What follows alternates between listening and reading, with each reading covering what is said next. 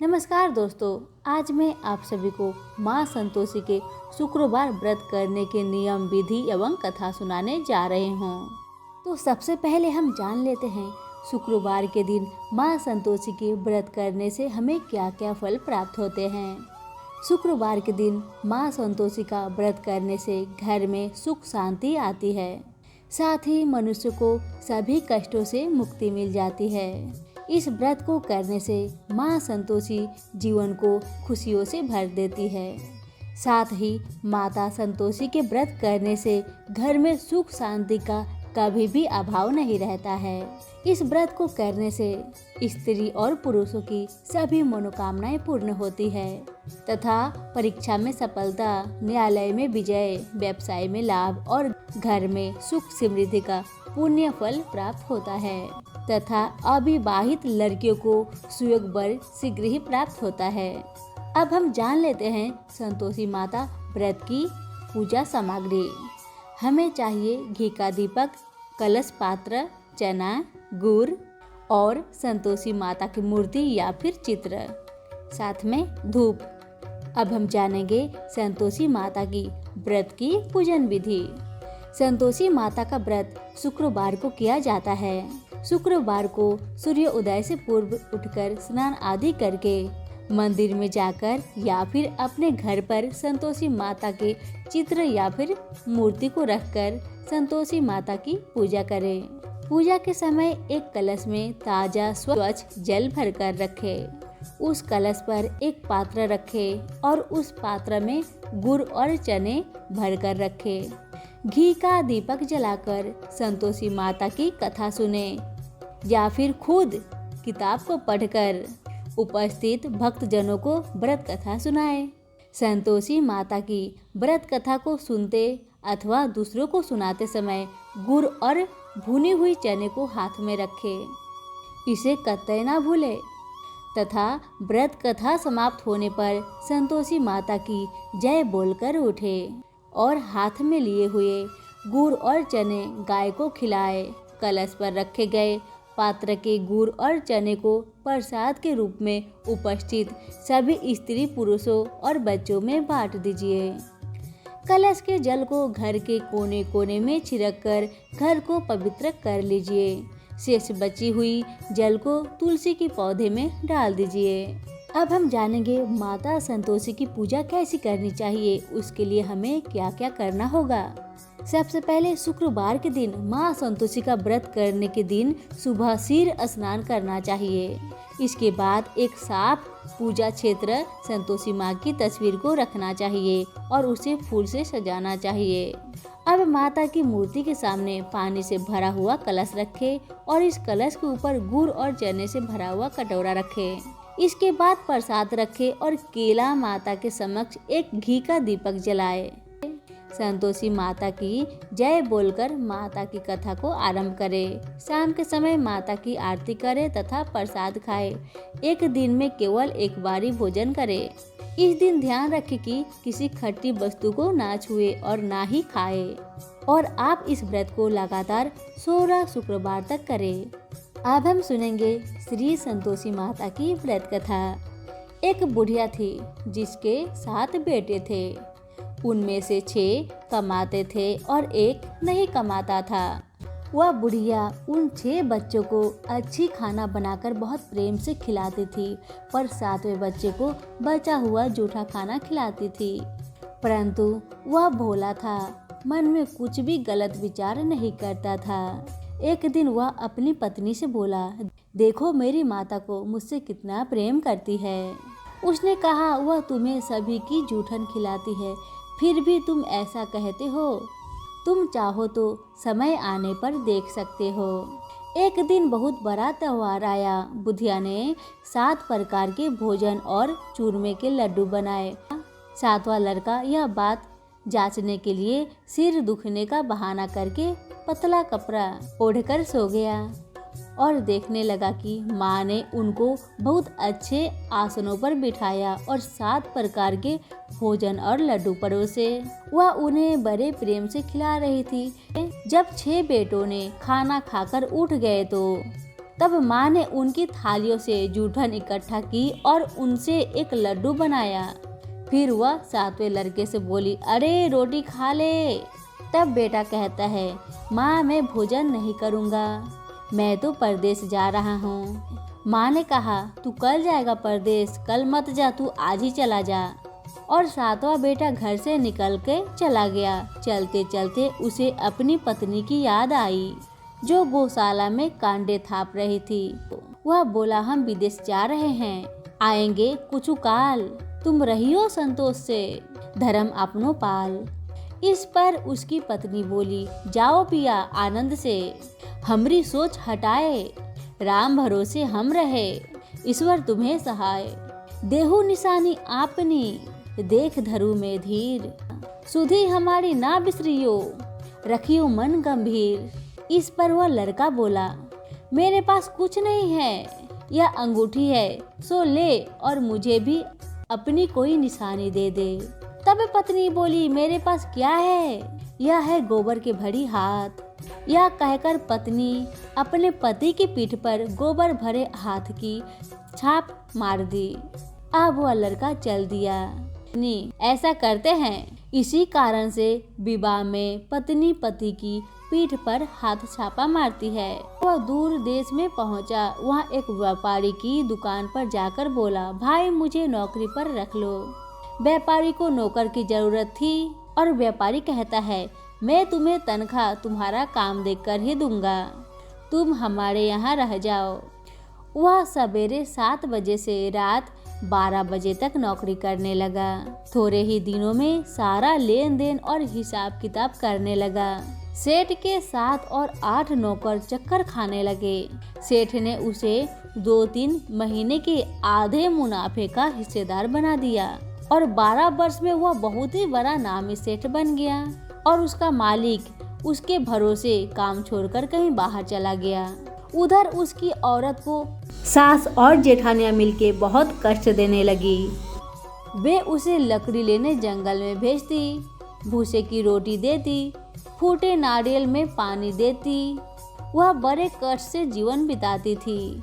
एक दिन जब वह लकड़ी लेने जा रही थी तो रास्ते में उसने कई औरतों को व्रत करते देखा। वह पूछने लगी, बहन यह किसका व्रत है, कैसे करते हैं और इससे क्या फल मिलता है? तो एक स्त्री बोली, यह संतोषी माता का व्रत है, इसके करने से मनोवांछित फल मिलता है। इससे गरीबी, मन की चिंताएं, राज के मुकदमे, कलह, रोग नष्ट होते हैं और अंत में संतान सुख, धन प्रसन्नता, शांति में शांति, मन प्रसन्न, वर मिले व बाहर गए हुए पति के दर्शन होते हैं। उसने उनसे संतोषी माता की व्रत की विधि पूछी और वह रास्ते में ही सारी लकड़ियों को बेच दी और उस पैसे से गुड़ और चना को खरीद लिया। उसने व्रत की तैयारी की। उसने सामने एक मंदिर देखा तो पूछने लगी, यह मंदिर किसका है? वह कहने लगी कि यह मंदिर माता संतोषी का है। वह मंदिर में गई और माता के चरणों में लौटने लगी। वह दुखी होकर विनती करने लगी, माँ मैं अज्ञानी हूँ, मैं बहुत दुखी हूँ, मैं तुम्हारी शरण में हूँ, मेरा दुख दूर करो। माता को दया आ गई। एक शुक्रवार को उसके पति का पात्र आया और अगले शुक्रवार को पति का भेजा हुआ धन मिला। अब तो सेठ सेठानी और सास नाक सिकोड़ के कहने लगी, अब तो इसकी खातिर बढ़ेगी, बुलाने पर भी यह नहीं बोलेगी। वह बोली, पत्र और धन आवे तो सभी को अच्छा है। उसकी आंखों में आंसू आ गई। वह मंदिर में गई और माता के चरणों में गिरकर बोली, हे माँ, मैंने तुमसे पैसा कब मांगा था? मुझे तो अपना सुहाग चाहिए, मैं तो अपने स्वामी की दर्शन और सेवा करना चाहती हूँ। तब माता ने प्रसन्न होकर कहा, जा बेटी, तेरा पति आवेगा। वह बड़ी प्रसन्न हुई और खुशी खुशी अपने घर गई और घर का सारा कामकाज करने लगी। उधर संतोषी माता ने उसके पति को सपने में जाकर कहा और पत्नी की याद दिलाई। उसने कहा, माँ मैं कैसे जाऊँ, परदेश की बात है, लेन देन का कोई हिसाब नहीं है। माँ ने कहा, मेरी बात मान, सवेरे नहा धोआकर मेरा नाम लेकर घी का दीपक जलाकर दंडवत करके दुकान पर बैठना। देखते ही देखते सारा लेन देन साफ हो जाएगा, धन का ढेर लग जाएगा। सवेरे उसने अपनी सपने की बात सभी से कही तो सब दिल लगी उड़ाने लगे। वे कहने लगे कि कहीं सपने भी सत्य होते हैं क्या। पर एक बूढ़ा ने कहा, भाई जैसा माता ने कहा वैसा ही तुम करना, डर मत। उसने नहा धोकर माता को दंडवत करने घी का दीपक जलाया और दुकान पर जाकर बैठ गया। थोड़ी ही देर में सारा लेन देन साफ हो गया, सारा माल बिक गया और धन का ढेर लग गया। वह प्रसन्न हुआ और घर के लिए गहने और सामान वगैरह खरीदने लगा। वह जल्दी ही घर को रवाना हो गया। उधर बेचारी उसकी पत्नी रोज लकड़ियां लेने जाती और रोज संतोषी माता की सेवा करती। उसने माता से पूछा, हे माँ, यह धूल कैसी उड़ रही है। माता ने कहा, तेरा पति आ रहा है, तू लकड़ियों के 3 बोझ बना ले, एक नदी के किनारे रख, एक यहाँ रख और तीसरा अपने सिर पर रख। तेरे पति के दिल में उस लकड़ी के गड्ढे को देखकर मोह पैदा होगा। जब वह यहाँ रुककर नाश्ता पानी करके घर जाएगा तब तू लकड़ियाँ उठाकर घर जाना और चौक के बीच में गट्टर डालकर जोर जोर से 3 आवाजें लगाना। सासू जी लकड़ियाँ का गट्ठा लो, भूसे की रोटी दो और नारियल के खोपरे में पानी दो। आज मेहमान कौन आया है। इसने माँ के चरण छुए और उसके कहे अनुसार सारा कार्य किया। वह तीसरा गट्ठा लेकर गई और चौक में डालकर कहने लगी, सासू जी लकड़ियाँ का गट्टर लो, भूसे की रोटी दो, नारियल के खोपरे में पानी दो। आज मेहमान कौन आया है। यह सुनकर सास बाहर आकर कपट भरे वचनों से उसके दिए हुए कष्टों को भुलाने के लिए कहने लगी, बेटी तेरा पति आया है, आ मीठा भात और भोजन कर और गहने कपड़े पहन। अपनी माँ के ऐसे वचन सुनकर उसका पति बाहर आया और अपनी पत्नी के हाथ में अंगूठी देखकर व्याकुल हो उठा। उसने पूछा, यह कौन है। माँ ने कहा, यह तेरी बहू है, आज 12 वर्ष हो गए, यह दिन भर घूमती फिरती है, काम काज करती है, तुझे देखकर नखरे करती है। पति बोला, ठीक है, मैंने तुझे और इसे देख लिया है, अब मुझे दूसरे घर की चाबी दे दो, मैं उसमें रहूंगा। माँ ने कहा, ठीक है, जैसी तेरी मर्जी। और उसने चाबियों का गुच्छा पटक दिया। उसने अपना सामान तीसरे मंजिल के ऊपर कमरे में रख दिया। एक दिन में ही वे राजा के समान ठाठ बाट बन गए। इतने में अगला शुक्रवार आया। बहू ने अपने पति से कहा, मुझे संतोषी माता के व्रत का उद्यापन करना है। वह बोला, बहुत अच्छा, खुशी से कर ले। जल्दी ही उद्यापन की तैयारी करने लगी। उसने जेठ के लड़के को जमने के लिए कहा। उसने मान लिया। पीछे से जेठानियों ने अपने बच्चे को सिखला दिया, तुम खटाई मांगना जिससे उसका उद्यापन पूरा ना हो। लड़कों ने जिम कर खटाई मांगी। बहू कहने लगी, भाई खटाई किसी को नहीं दी जाएगी, यहाँ तो संतोषी माता का प्रसाद है। अब लड़के खड़े हो गए और बोले, पैसा लाओ। अब वह भोली थी, वह तो कुछ ना समझ सकी कि उनका क्या भेद है। उसने पैसे दे दिए और वे इमली की खटाई मांगकर खाने लगे। इस पर संतोषी माता ने उस पर रोष किया। राजा के दूत उसके पति को पकड़कर ले गए। वह बेचारी बड़ी दुखी हुई और रोती हुई माता जी के मंदिर में गई और उनके चरणों में गिरकर कहने लगी, हे माता, यह क्या है। मुझे हंसाकर अब तू मुझे क्यों रुला रही है माँ। माता बोली, पुत्री, मुझे दुख है कि तुमने अभिमान करके मेरा व्रत तोड़ा है और इतनी जल्दी तुमने सब बातें को भुला दी। वह कहने लगी, माता, मेरा कोई अपराध नहीं है, मैंने भूल से ही उन्हें पैसे दे दिए। माँ, मुझे क्षमा करो, मैं दोबारा तुम्हारा उद्यापन करूंगी। माता बोली, जा, तेरा पति रास्ते में आता हुआ ही मिलेगा। उसे रास्ते में उसका पति मिला। उसके पूछने पर वह बोला, राजा ने मुझे बुलाया था, मैं उससे मिलने गया था। वे फिर घर चले गए। कुछ ही दिन बाद फिर शुक्रवार आया। वह दोबारा पति की आज्ञा से उद्यापन करने लगी। उसने फिर जेठ के लड़कों को बुलवा दिया। जेठानी ने फिर से वही बात सिखा दी। लड़के भोजन के बाद फिर खटाई मांगने लगे।